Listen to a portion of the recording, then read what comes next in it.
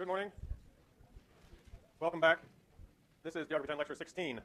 Couple of housekeeping matters. First of all, I left for Washington last week without remembering to post the slides for the map quiz that was going to be this week. And then I forgot about it. And a couple of you reminded me, and GSIs reminded me, and so it wasn't until Friday that I actually realized this mistake. So we got the map quiz items and map posted, but decided that since it was Friday already that we shouldn't have the map quiz this week after all. I believe we got an email about this. So we will have the map quiz for South and Southeast Asia next week in sections. There was going to be another map quiz next week, and because it didn't seem fair to have two map quizzes in the same week, we are not going to do that. And as a result, we will put the map quiz that would have been next week into the final exam instead. But that's not all that big a change because there were already going to be map quiz components to the final exam. Next week is the last week of section, just so that you don't overlook that fact. Today we're going to talk about globalization, neoliberalism, and development. These are topics that are directly relevant to the movies that you watched in lecture last week. And I guess I'm open to either scenario. I can either do the lecture and talk about the movies at the end, or talk about the movies as we go along, or we could start with a discussion of the movies and then move our way into the lecture. Any preferences? Okay. Pardon? As we go along. Okay. All right, I think we can do it that way then. Are there any other questions about anything? Did you all enjoy for me it felt sort of like a week off, but it wasn't because I was at a conference. Did it feel like a week off for you? With movies and so forth? Everyone get a chance to catch up on the reading? Sort of? All right. Course update. For last Thursday, even though I wasn't here and you watched the movie, I was expecting you to read the chapter from Resurrecting Empire by Rashid Khalidi, which I discussed in the lecture just before I left, and also the section from The Soccer War by Ryszard Kapuscinski. For today, I wanted you to have read a chapter from another one of Kapuscinski's books, this one called We're Closing Down the City. What's going on here? Oh, I got the slides mixed up. The point here is that you are to finish Planet of Slums, all of it, chapters 4, 5, 6, and the epilogue, by the end of this week. And in the next lecture, I will be talking about that, okay? Next Tuesday, we're going to watch our final movie of the semester about China. And for Thursday of next week, I'd like you to read chapter 4 of Delaney, which is about Israel-Palestine. And I'll be discussing that in the lecture on the 29th, which is the last lecture of the semester. Any questions about that? The map quiz is next week, as I said. Southeast Asia movie, Frontline Tank Man on the 27th. I don't know if it's in this one or the next one. Yes, okay, the final exam, we got the location for it, so I thought I would announce that. The final is Wednesday, May 12th at 11:30, and it will happen in 155 Dwinelle, not in this room. I need to do a little research, figure out how many chairs are in 155 Dwinelle. We will make arrangements for an alternative location for DSP students, and I may again need to ask for volunteers to take the exam at that location if there aren't enough chairs in 155 Dwinelle. Is anybody familiar with that room? Is it huge? It's huge? Okay, good. All right, any questions about any of that? All right, so what is globalization? Without skipping ahead and looking at the next slides, off the top of your heads, if you had to answer that question, what would you say? What is it? Yeah.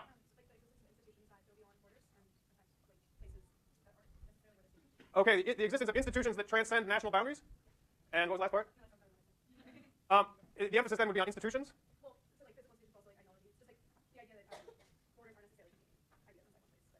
Okay, the idea that ideas can move across national boundaries. Of course, I mean, one could say that was true before. Or maybe another question is, when did this start?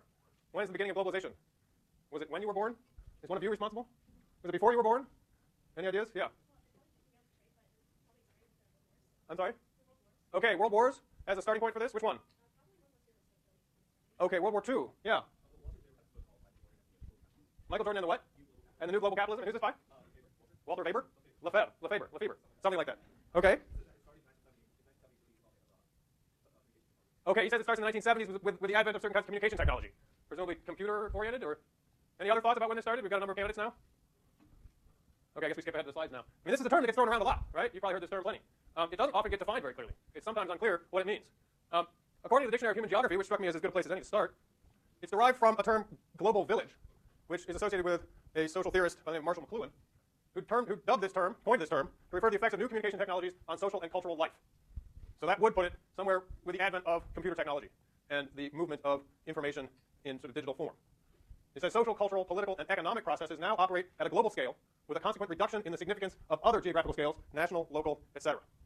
Now, I mean, we've already seen, right, that economic processes and political processes clearly were already operating at a global scale for quite some time.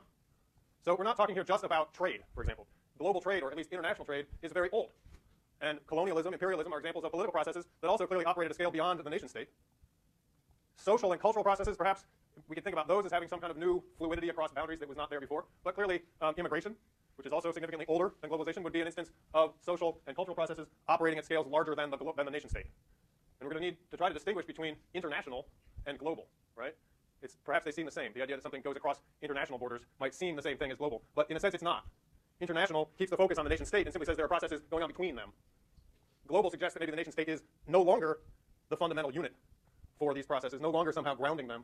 The processes have kind of moved to a scale that is in fact partially independent of, or makes the nation state no longer quite so important, that kind of thing. And here are some examples, maps from the atlas and a graph. Let's start down here in the lower right. Volume of world merchandise exports on a logarithmic scale, okay? So this is 100, this is 1,000. If you went up another level here, you would be talking about a million, something like that. So just using 100 as a baseline, in 1950, you see agricultural products have increased perhaps 8, 9-fold, something like that. This is the amount of merchandise that is exported, right, rather than consumed within the boundaries of the nation state where it is produced. And you can see that agricultural products have increased significantly. Mining products have gone up even more. But manufactured products have dwarfed both agricultural and mining products in their movement across international boundaries. So that's one way of thinking about this in terms of economic processes. How much of what is produced in any given country in the world is produced in order that it can be sent to some other country for sale or consumption, right? These maps depict this one here, the internet explosion. It says with more than 1 billion users worldwide, the internet is a powerful, if unequally distributed form of global communication. The U.S. leads in internet usage with about 1/5 of all users. In 2005, China displaced Japan for the second highest number of users, but the 100 million, whoa, what does that say? Anybody have their atlas with them? Pardon? Fewer? Chinese. 100 million Chinese users represent less than 10% of the country's population.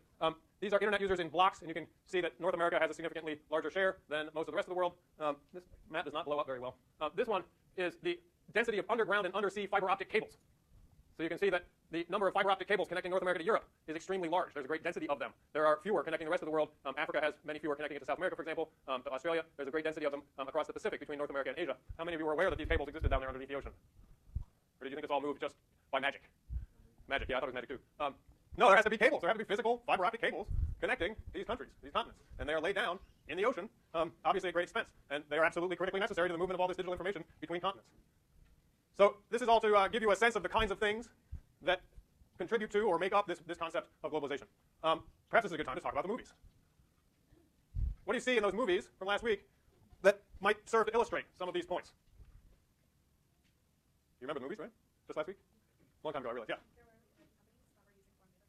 Okay, both movies are about, in part at least, the use of laborers in one country, Jamaica in one case, Mexico in the other, to produce goods for companies based in other countries.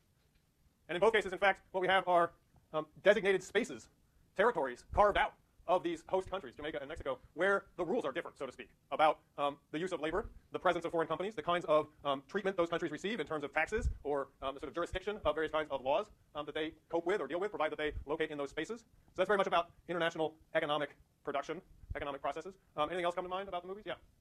There was the World Trade Organization, and the way that there's a global method to determine how things are sold. Okay, this is a major part of Life and Debt, the discussion about the World Trade Organization, the WTO, which is an institution dedicated to, or for the purpose of, setting and enforcing rules for trade between countries. Any other thoughts? So would you say these movies are about globalization? Yeah. They're about the negative consequences that some nations get from globalization. Okay, they're about the negative consequences that are experienced by some nations or some people within those nations of globalization. What were some of the examples of that in the case of Jamaica? Yeah. Okay, a lot of that movie is about agricultural production, not just milk, but other things. What happens in Jamaica to agricultural production under, yeah. Okay, it becomes difficult, impossible for local agricultural producers to compete even in their own domestic marketplace, right? They're under the new rules, and these are rules that the WTO promulgates. The market for agricultural products is opened up, meaning that anybody from anywhere else, or from at least other places, can send their agricultural goods into Jamaica and sell them for whatever price they wish. And if they can produce those goods at a lower price than the local farmers can do, then the local farmers find themselves unable to make a profit. In order to sell their goods, they have to lower their prices below the cost of production, and they are at a distinct disadvantage. Why do you suppose that might be? How could it possibly be that you could produce something far away and pay all the cost of shipping it and still be able to sell it for less than somebody who grew the same thing locally? Yeah. Okay, part of it could be subsidies provided by the countries where the goods are produced that enable farmers there to sell their goods at a lower price and still make a profit. What else? Yeah. Okay, economies of scale. It may be that the producers elsewhere are producing on vastly larger scales than the local farmers, and this enables them to lower their per unit costs and makes it possible for them to outcompete smaller producers, even including the cost of transportation. Here's another way of thinking about globalization, another aspect of these relationships between countries. This is world debt. It says debt hinders many developing countries. The World Bank classifies countries by debt level. A country with debt at or above 80% of its gross national income is classified as severely indebted and in danger of defaulting on loans. And so here we see estimated external debt as a percentage of GDP at purchasing power parity, 2002 to 2004 estimates. Purchasing power parity is a way of adjusting currency measurements to account for different costs of living in different places.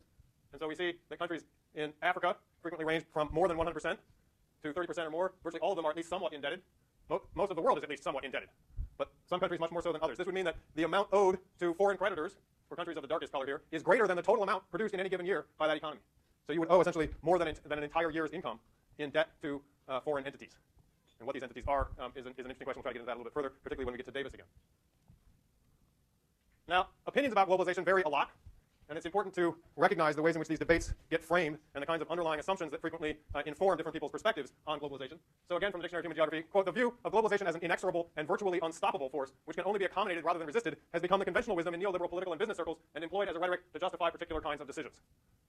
We'll talk in a moment about what neoliberal means. For now, the present point is simply that you will find certain people describing globalization as essentially something that is, so to speak, natural, or at least beyond anyone's control. It just is what is happening in the world. It has to be accepted and lived with, right? We can't possibly stop it, so you may as well come to terms with it and recognize it for what it is, which is simply the way the world is going. And if you press these people to explain why, they would probably, in many cases, revert to a kind of technocratic or technological determinism. They would say, look, these computers exist. They make production more efficient. They are getting more and more powerful, faster and faster all the time. These efficiencies that they allow are such that you really can't slow them down. And if everybody in the world has an incentive to use them, and if the technology is evolving that quickly, and there's lots of money to be made in it, how do you expect to stop it? Why would you try to stop it, right? It creates such incredible productive capacity. It's a good thing. And it can't really be, there's no sense in fighting it. And that's a position that you will commonly encounter. Now, obviously, the movies do a nice job of suggesting that it's not quite that simple, right? If you enable greater efficiency in production, sure. But what about the people whose livelihoods, say small farmers in places like Jamaica, are undermined by that gain in efficiency in other locations, right? Are they all supposed to somehow come up with the kinds of production technologies that are found in other parts of the world overnight? What if they can't afford it? Similarly, with the maquila workers along the border with Mexico, they don't appear to be making out terribly well from the circumstances that are created by globalization. So the author of this entry in the Dictionary of Human Geography goes on to say, there are strong opponents who argue, in effect, that globalization is a mirage, or at the very least, nothing new. So one counterposition holds that globalization isn't new. International trade spanning the globe goes back hundreds of years. This is a kind of fetish. People are calling this thing globalization and trying, by using that term, to make it seem novel, to make it seem somehow qualitatively different, to try to help justify the idea that this is something we should celebrate, or at least we shouldn't resist. But in fact, this is all just a figment of their imaginations. They're dressing it up as something super special and different, celebrating it with pictures of the globe and rhetoric about progress and technology. But in fact, it's nothing new. Well, the author of this entry says, in fact, neither of these extreme positions can be justified. Globalization processes are qualitatively different from internationalization processes. And this gets back to the point I was making a moment ago, that if you talk about internationalization, you're still suggesting that the nation state is the key location, the key institution, the key sort of framework. And all you're really saying is that there are interactions between these nation states. Globalization is, by this argument, actually qualitatively different from that. It's no longer just about relations between nation states. It's actually something different. Any thought, like how you might illustrate that, maybe drawing on the movies? Yeah. Uh-huh.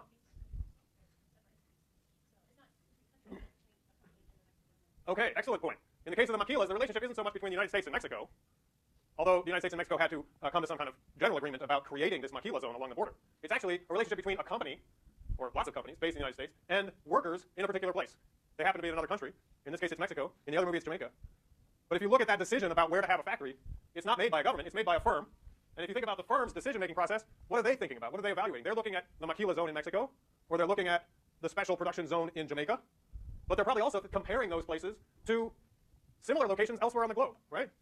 They're not saying, oh, well, let's go invest in Mexico. They're saying, let's go find a place where we can find the most favorable terms of labor relations, costs of labor, conditions of labor, laws about unions, perhaps, working conditions, and also other considerations, taxes, tariffs, you name it. And in fact, if it turns out that they can produce their good more cheaply in some other location, they might very well pull out and move.